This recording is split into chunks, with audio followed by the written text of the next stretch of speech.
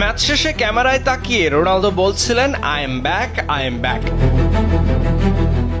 সত্যি তো তাই, রোনালদো ফিরেছেন, রাজার মতোই ফিরেছেন। হস্টনের আকাশে ভক্তদের অপলক দৃষ্টিতে তাকিয়ে থাকা ধ্রুবতারা রোনালদো ফিরবেন, পূরণ করবেন অধরা স্বপ্ন, আনন্দে ভাসাবেন অপেক্ষায় থাকা কোটি সমর্থকদের।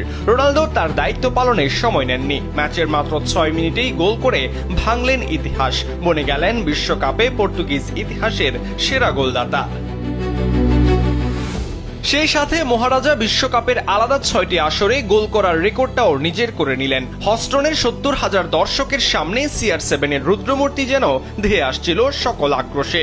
ম্যাচের 17 মিনিটে ফ্রিকিক থেকে গোল করে ব্যবধান দ্বিগুণ করেছিলেন নুনো মেন্ডিস। 39 মিনিটে আবারও গোল করেন রোনালদো। 41 বছর বয়স যেন নিমিষেই নেমে এলো অর্ধেকে।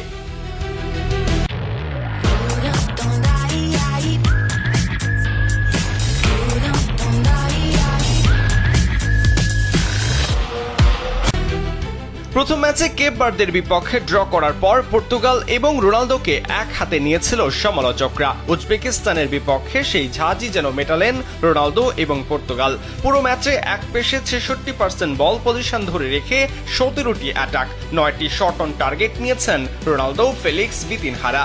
মাঝমাঠ নিয়ন্ত্রণে নিয়ে পর্তুগিজরা ম্যাচে উজবেকদের দিশেহারা করেছেন। ব্যক্তিগত পারফরম্যান্সে রোনালদো ছিলেন উজ্জ্বল তারা। 8.5 রেটিং, 4টি গ্রাউন্ড ডুয়েল, 1টি এরিয়াল ডুয়েলও ছিল। গোলমুখে রোনালদোর টোটাল শট 5টি, 3টি বড় সুযোগ তৈরি করেছিলেন। 68% নির্ভুল পাসও দিয়েছেন এদিন CR7। রোনালদোর এমন দিনে উজবেকিস্তানকে 5-0 গোলে উড়িয়ে দিয়ে পরের রাউন্ডে এগিয়ে গেল পর্তুগাল। সরাজয়ন কালবেলা।